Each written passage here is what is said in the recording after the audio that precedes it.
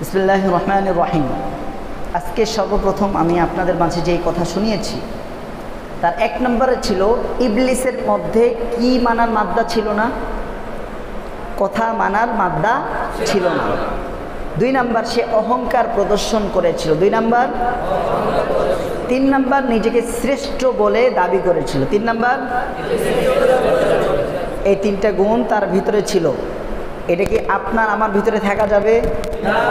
তার ভিতরে থাকার কারণে আল্লাহ তাকে জান্নাত থেকে চিরতরে বহিষ্কার করে দিয়েছেন। 2 নাম্বার কি পয়েন্টস বললাম?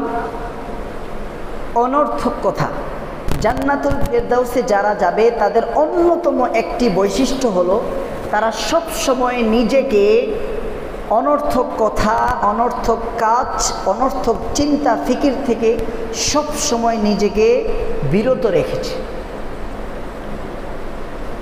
এবং যখনই তারা অনর্থক কোনো কথার কাজ দিয়ে, অনর্থক কথা কাজ অথবা চিন্তা ফিকিরওয়ালা মানুষের কাজ দিয়ে যায়, তখনই তারা নিজেকে গুটিয়ে নেয়, সম্মানজনক নিজের সম্মানটা বজায় রেখে চলে যায়, তাদের সাথে মিশে না, কথাবার্তা বলে না। এবং জান্নাতেও এই বৈশিষ্ট্য থাকবে। আল্লাহ সূরা ওয়াকিয়া এবং সূরা নাবা 2 জায়গায় বলেন তারা সেখানে অনর্থক কথা শুনবে না। অতএব আজকে থেকে আমরা পূর্ণ মাত্রায় চেষ্টা করব শরীরের সমস্ত শক্তি দিয়ে যে কখনোই যেন আমাদের মুখ থেকে, আমার চিন্তা চেতনা থেকে, আমার হাত পা থেকে অনর্থক কথা, অনর্থক কাজ, অনর্থক কোনো চিন্তা ফিকির যেন আজকে থেকে প্রকাশিত না হয়, ঠিক না? ইনশাআল্লাহ।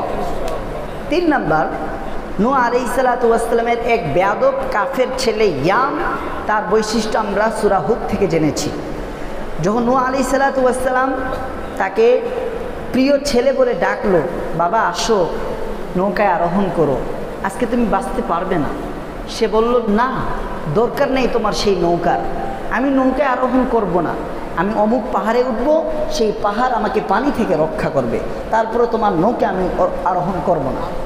সে অহংকার প্রদর্শন করেছে না? আল্লাহর কাছে এটা অনেক অসহ্য লেগেছে, এই বেয়াদবি আল্লাহর কাছে সহ্য হয়নি। এই কথা বলার সাথে সাথেই আল্লাহ তাআলা বড় এক ঢেউ পাঠিয়ে দিলেন, সেই ঢেউয়ের আঘাতে সে ছিটকে পড়ে গেল। বাবার সামনে সন্তান পানির মধ্যে হাবুডুবু খেয়ে মরে যাচ্ছে, ঠিক ওই মুহূর্তে নূহ আলাইহিস সালাতু ওয়াস সালাম প্রীত সুলভ আচরণে মায়া মহাব্বতে দোয়া করলেন, রব্বি ইন্নাবনি মিন আহলি, হে আল্লাহ আমার ছেলে তো আমার পরিবারের অংশ, আপনি তো আমার পরিবারকে রক্ষা করবেন বলে ওয়াদা করেছেন, তাই আমার ছেলেকে একটু রক্ষা করেন। আল্লাহ পরপর এমন ধমকি দিয়ে নূহ আলাইহিস সালাতু ওয়াস সালামকে নিষেধ করলেন। 1 নাম্বার, ইয়া নূহ, ডাক দিয়ে বলছে, খবরদার নূহ। কোরআনে কারিমের কথাও নবী সাল্লাল্লাহু আলাইহি ওয়াসাল্লামকে ইয়া মুহাম্মদ বলে কথাও ডাকেনি, ইয়া নূহ ডাক দেওয়া হয় তখন, এই ছেলে, কখন বলে এই কথা? যখন বেয়াদবি করে। ইয়া নূহ 1। 2 নাম্বার, ইন্নাহু লাইসা মিন আহলি, সে তোমার পরিবারের অন্তর্ভুক্ত নয়, তোমার ছেলে হতে পারে, কিন্তু সে এত বেয়াদব, সে তোমার পরিবারের অন্তর্ভুক্ত হওয়ার উপযুক্ততা হারিয়ে ফেলেছে।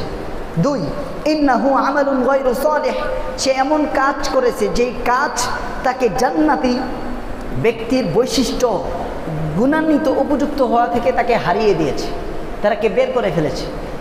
3, ফালা তাসআলনি মা লাইসা লাকা বিহি ইলম, খবরদার নেক্সট টাইমে তুমি আমার কাছে আর কোনো দোয়া করবে না, সুপারিশ করবে না এই জালেমদের কারণে, এই বেয়াদবের ব্যাপারে। এরপর আল্লাহ বলেন, ইন্নী আইদুক আন তাকুনা মিনাল জাহিলিন, লাস্ট বারের মতো তোমাকে আমি উপদেশ দিয়ে দিচ্ছি, তুমি চিরলাঞ্ছিত অপমানিত বেয়াদবদের সুপারিশ করে নিজেকে কখনো মূর্খ বানিও না।